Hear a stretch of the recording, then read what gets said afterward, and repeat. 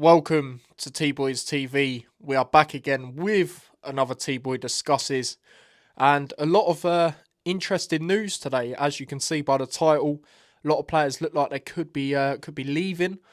So yeah, let's get straight into it. So according to Afton Bladet, hopefully I said their name right.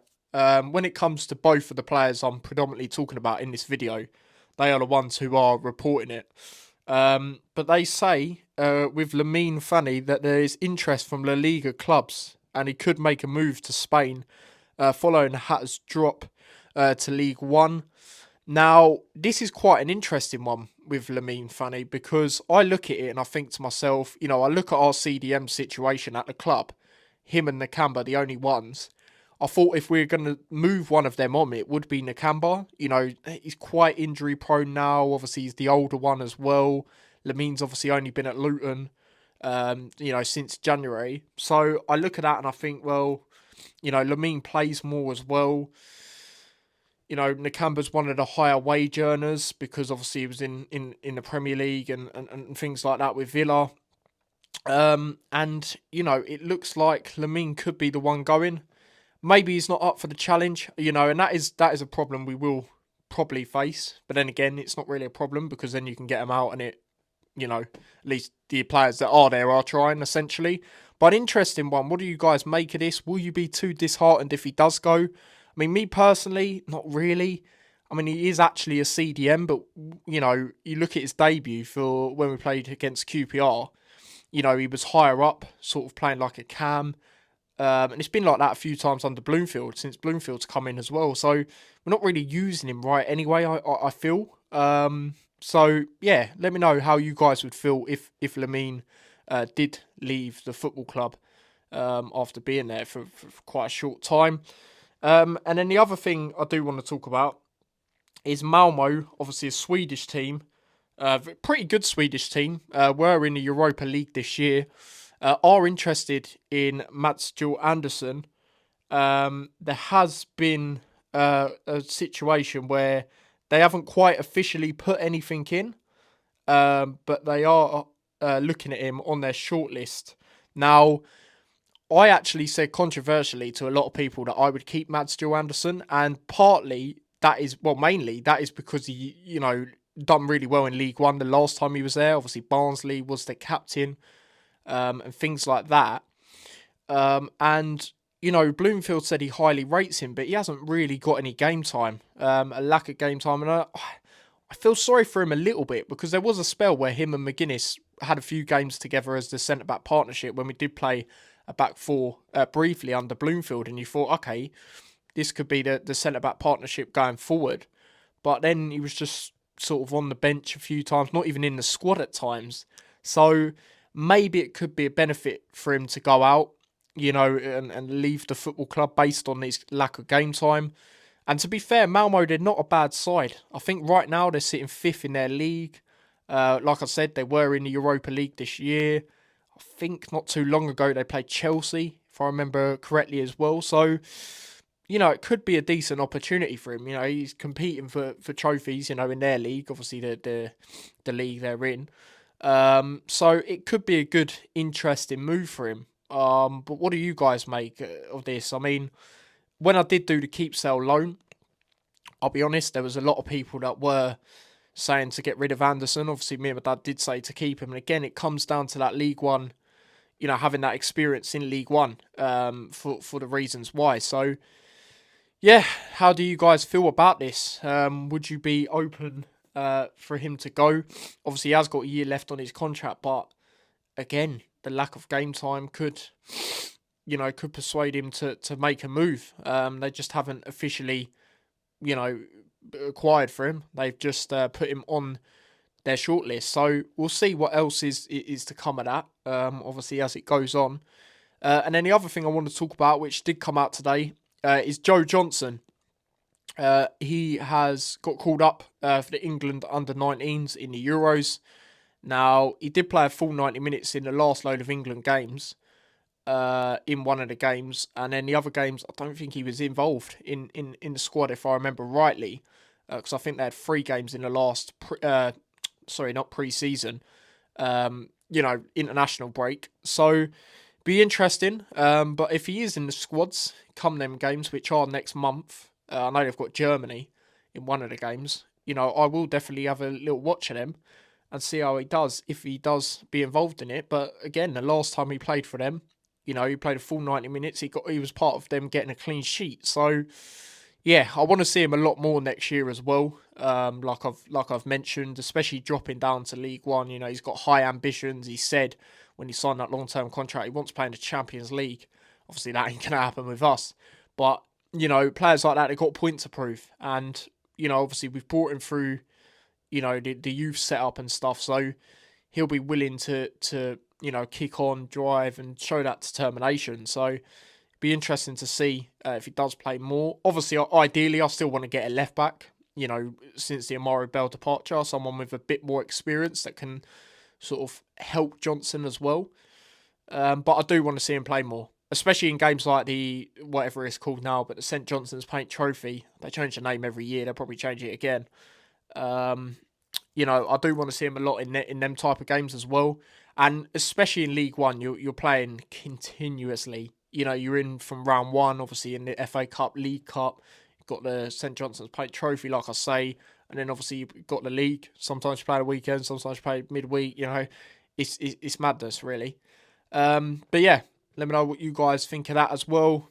Just usual getting called up, isn't it? Really, but hopefully he features a lot more, and that's what I want to see happen with him when it comes to playing for England. And hopefully, if he continues, going forward for the future, he can be in the actual squad. That'd be sick. And I'll be honest, even if he wasn't at Luton, if he ever got called up for the main England team, I'd be proud of him.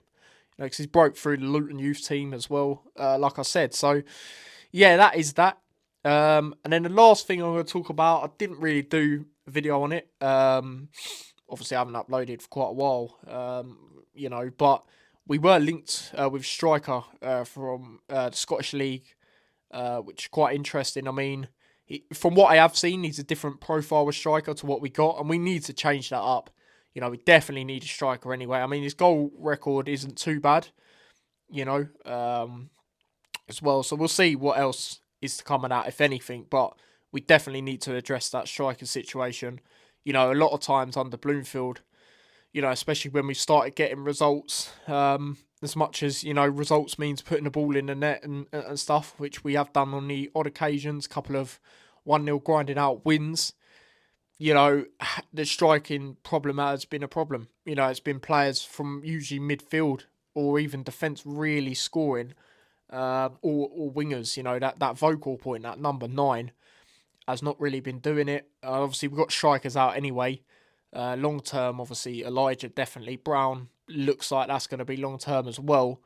Morris just ain't cutting it. So, we definitely need to get something there. Nordas, we haven't seen too much of. He's had a few glimpses. Do you know what I mean? I'm not going to judge him yet. But yeah, we definitely need to address it. I mean, I even said last year we need to address it. And that was on top of me at the time having confidence still in Morris and Elijah because they've done it previously in the Championship. But yeah, we need to change it up. It's too one-dimensional up front. Especially the way we try and play with them. We need someone who's gonna drive at players. Give it a go. We've got them players out wide. You've got Ali when you play him out wide. You've got Chong who can do it to a certain element, but then again, he's playing wing back, and I just don't think it's worked with him. I think we do need to move on from Tahith Chong. If I'm going to be totally honest, he's probably one of the higher wage earners as well, I'd guess. Obviously you can look on Google and that, but it's not really correct in my opinion. But if anyone does know a reliable source when it comes to players' wages, how much they actually earn at Luton, do let me know in the comments. But yeah, that's everything today that I am going to discuss. Obviously, if more news comes out throughout a week, obviously I will be doing more of these as well now that the season is over for Luton.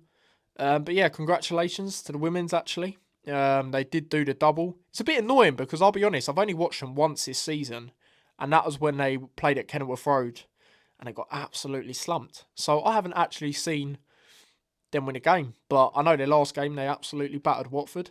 6-1, I believe it was in the end. So beautiful scenes there. Love to see that. And what makes me laugh is Watford didn't even put a match day post, preparing for it or even anything to do with the game. So hold that. And also hold that, yeah. Even though we're in League One, yeah, they sat cleverly. They're getting all gas because we got relegated, and then they sat cleverly. So yeah, I think they could struggle next year. Because you know what they're like with managers, merry-go-rounds and things like that. But yeah, hopefully we get business done fairly early. We haven't really been linked with anyone other than that striker, like I say. Obviously, there's been a few other little bits as well. Asgard, the Norwegian manager, saying basically he's not going to pick him if he's in League One, which I think's silly, to be honest. You know, I really do. But yeah, so I ain't really talks about it. It's pointless. But even if you go in for him, you've got to pay decent money because obviously we only got him in January. Paid a decent amount for him as well. So it's one of them. But I expect more to come out, outgoings and things like that. And I'll be honest, these outgoings in this video, Andersen, I'm not too surprised because of the lack of game time. But Lamine, I'm a little bit surprised about that, like I say. Given that, you look at our CDMs, obviously Lamine has played more than Nakamba, especially as of, the more recent games for Luton. Nakamba's older. He's not quite the same player for me, personally. He did have a few decent games last year where I thought he was really good. I think Oxford away, he was brilliant, but, one of the better players in that game. But still, obviously he's older and stuff. I thought he could be the one. He could still very much go, but I will be worried and we will have to address that CDM role for sure if they both go, because then we got no CDMs at the club. We need players who are just strictly CDMs. Yes, Clark can drop deep, but you don't want that. You want Clark much higher. You've seen how much better he's been when he's been higher. Obviously one of Luton's better players this season, but for me, we're going to have to address a position in every single place, guys. Goalkeeper, I think Kaminsky will leave, personally. Krul's obviously gone. Obviously offered Walton a contract. Be interesting to see what happens with him. Some people are saying maybe we've done that to then get rid of him to Dundee, because I know they do want him. So yeah, and then obviously we've still got Shea. May he start again in League One? Obviously he can do a job, but I just think let's give someone else a chance. Do you know what I mean? Keep Shea on the commentary. Let's do that. Defensively, left back, right back for me as well. So I can see Hashioka or Walters going, or one of them going out on loan, or something like that. I feel we need to address that. Hopefully play with a back four next season. Left side, obviously Bell's gone, so we need to get that in. Centre backs, we could be alright, even if some go. I mean, let me know what you guys think. Midfield, like I say, CDM. Probably don't really need an attacking midfielder. We've got quite a lot. Obviously Clark, Asgard. Right now we've got Chong. Maybe if Chong goes, maybe. Obviously he could play out wide as well.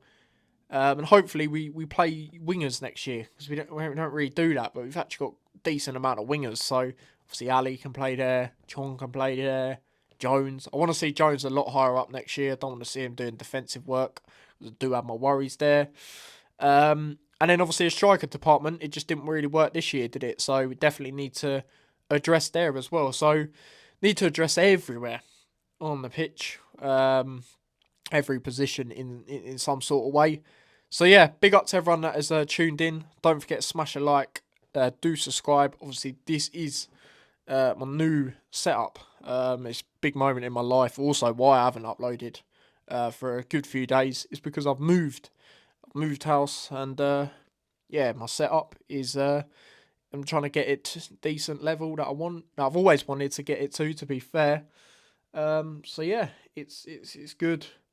And yeah, big part of my life going forward. So yeah, big up to everyone. Like I say, smash a like, subscribe, follow me across all my socials, subscribe to the extra channel. And yeah, let me know your thoughts on everything I've discussed today. Until next time, take care. Peace.